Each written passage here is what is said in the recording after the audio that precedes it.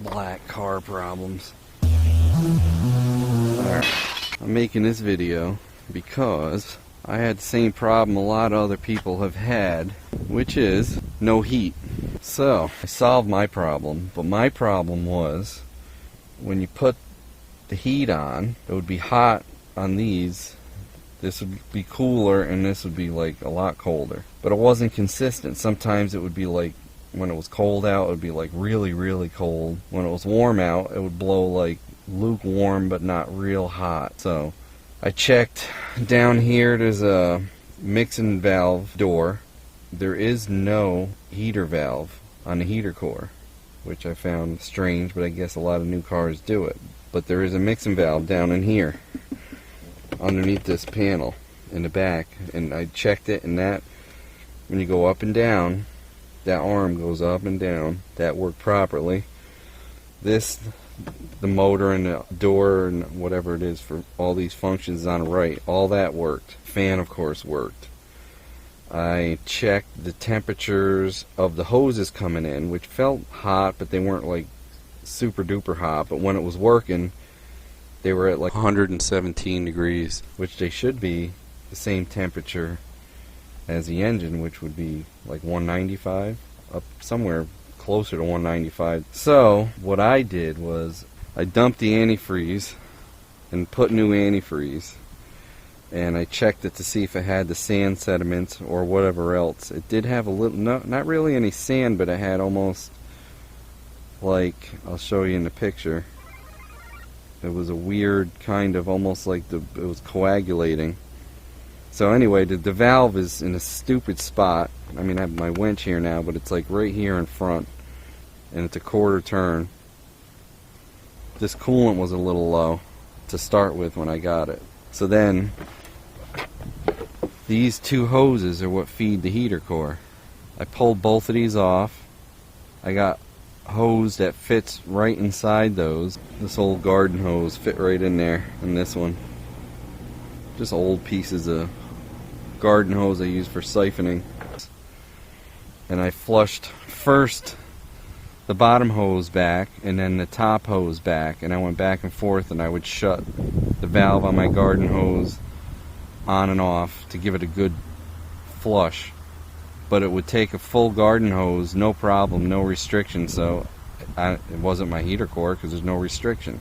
So then I blew that out with my mouth. I just pushed through and pushed whatever water was out because I had to put new antifreeze, and put all that back on. Filled up the radiator, started it, thermostat open, filled it up to the top, filled up my reservoir, and I was getting no heat. There's no heat inside at all.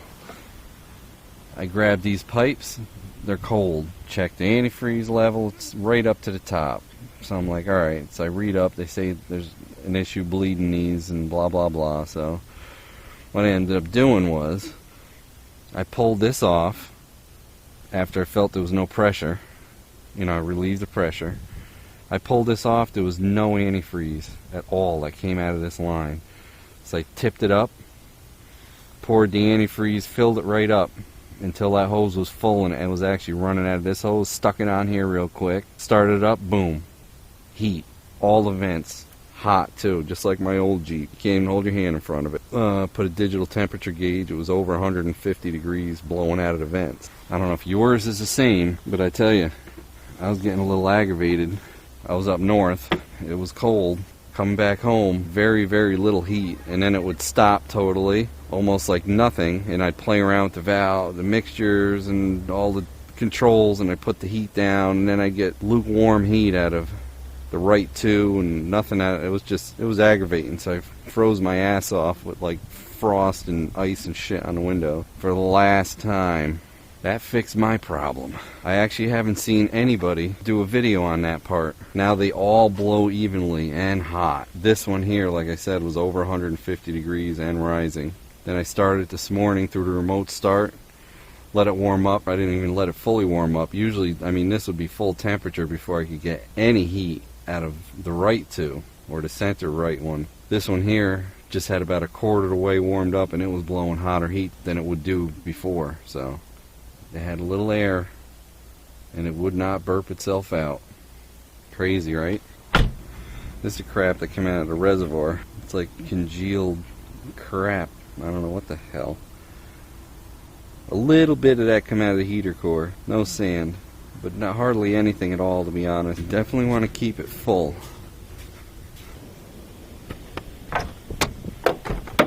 Everybody has their own formula now. Jeep too. They say 5-year, 150,000 miles.